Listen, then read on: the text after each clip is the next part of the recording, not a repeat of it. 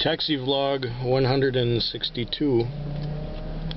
It is the summer solstice. It's the 21st of June.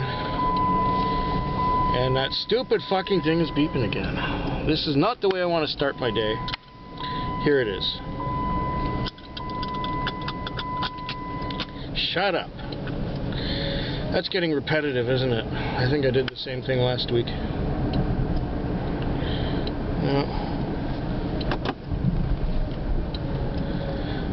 Excuse me a moment, I think someone forgot to shut the door properly.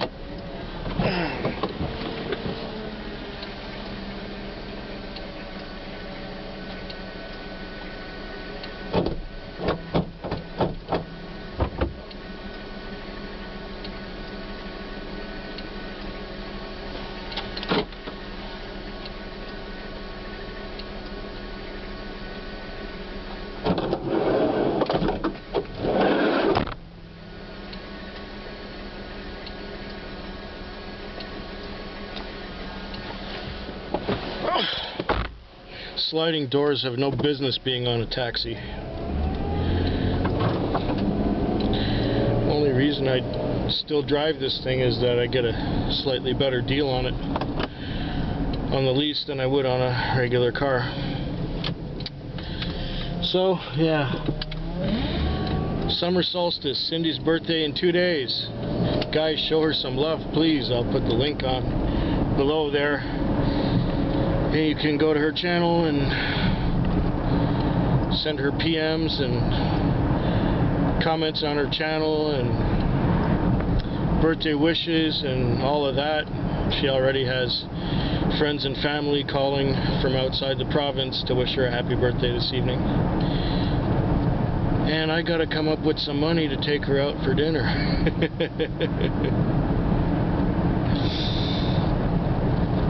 So what happened this week? Friday, Friday was one of those sticky nights that I think there was still some full moon influence left over from a couple days earlier. I had dropped off downtown once, and this guy comes running out of McDonald's across the street waving at me as I'm passing by, so I stop, I let him in.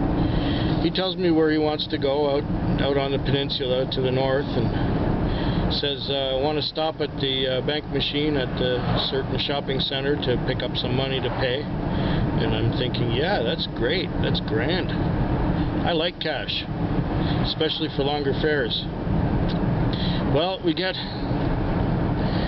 about halfway there, and we get to the first red traffic light that we encounter. And then he says, oh no, it's starting. And then he goes kind of blank.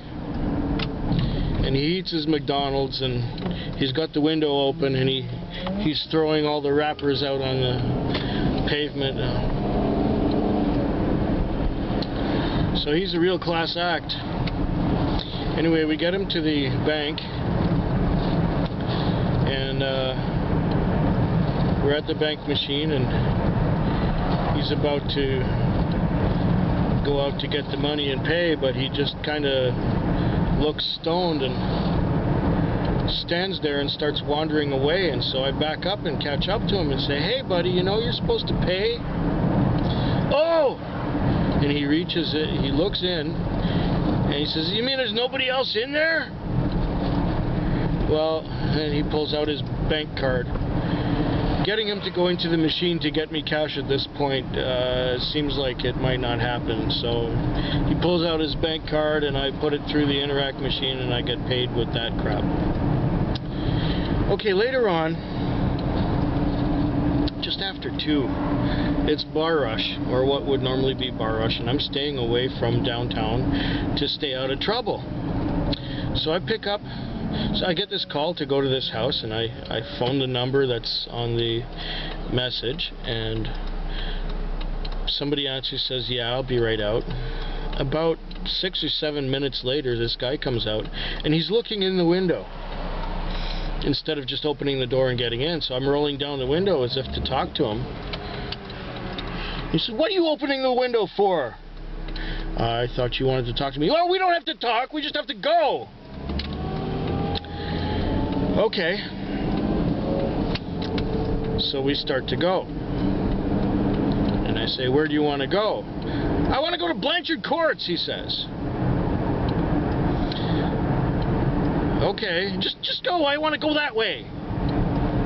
I'm going to ask him which particular side of Blanchard Courts he wants to go to, because there's a King side, there's a Hillside side, there's a Bay Street side, there's even a Blanchard side, and you know, he might want to go in by Dowler Place. I don't know.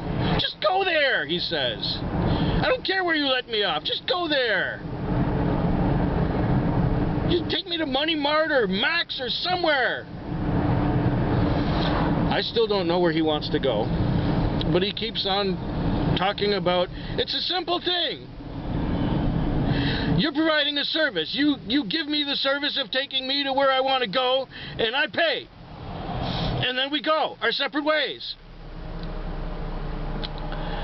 Okay. I'm thinking, this guy's obviously got a problem. Mental illness or drugs or something. And you go, you know, you're not the king or anything. You don't have to be all high and mighty like that just because I'm black and because you're white. Oh, fuck. It's an asshole pulling the racist card. Don't you hate when assholes pull the racist card? Just because he happens to be black? No, he happens to be an asshole. I don't care what color he is. He's being a jerk. But I said nothing. I just sat there. And I thought I would do him a favor and go in past the median to the Max store. He says, what are you trying to do? Endanger my life? You're going in the wrong way. You're supposed to go, I'll pay the extra to go around the right way. I deserve a quality ride. I demand a quality ride and a correct ride. I don't want any mistakes. I hate it when people get all self-righteous like that. Going, holy fucking shit.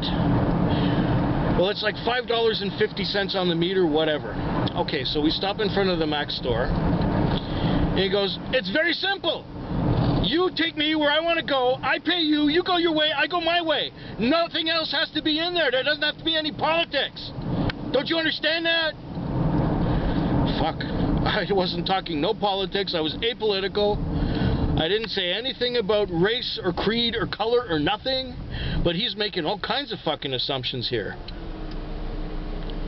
And he goes, after all, the customer's always right. And at that point I said, well, you know, on that one I have to disagree with you. Because sometimes people are assholes and they're not always right. Sometimes they take advantage and exploit the position that they're in, or whatever. Then he got out of the car and he grabbed some garbage that was on the floor. It was a box of something. And he slammed it into the trash can out there.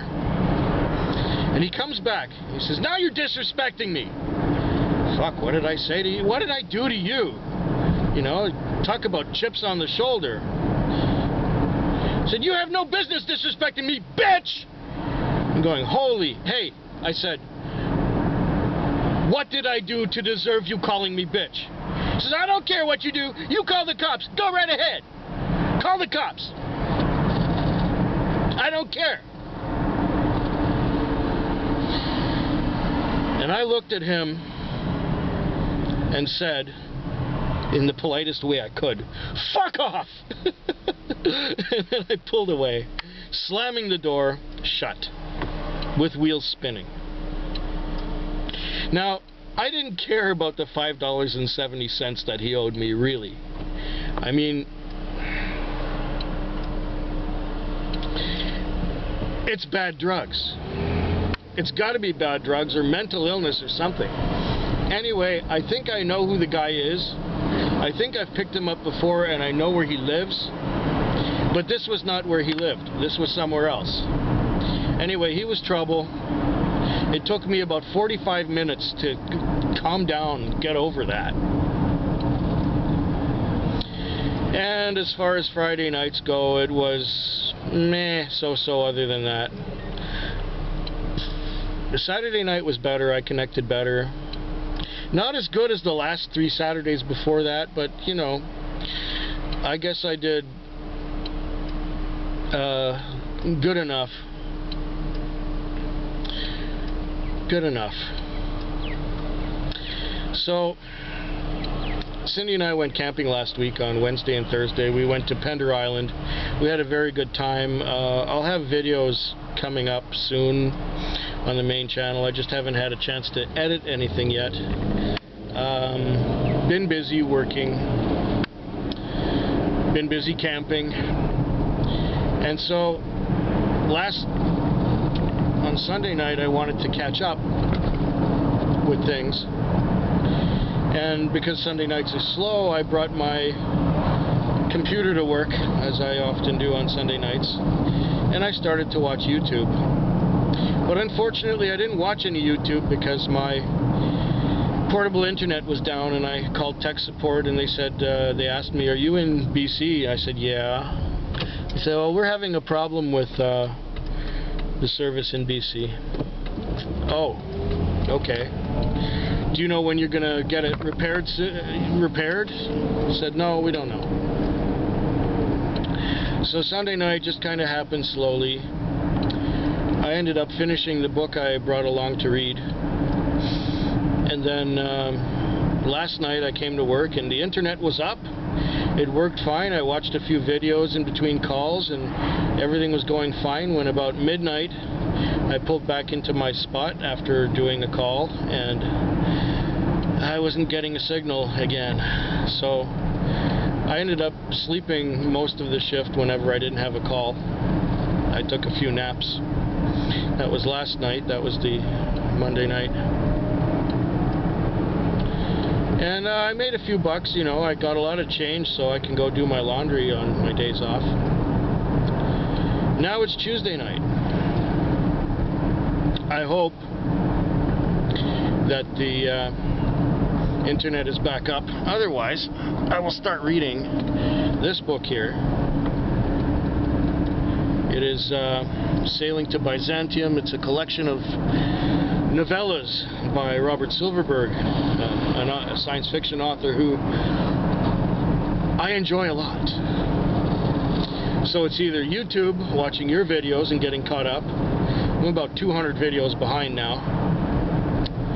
That's what happens when you don't watch for a week, or almost a week. And I'll try and get caught up. I'll try and make more videos. I've got the raw footage, I just haven't had the chance to edit anything yet. So,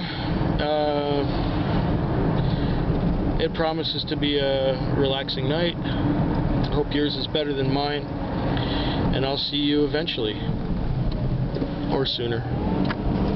Good night.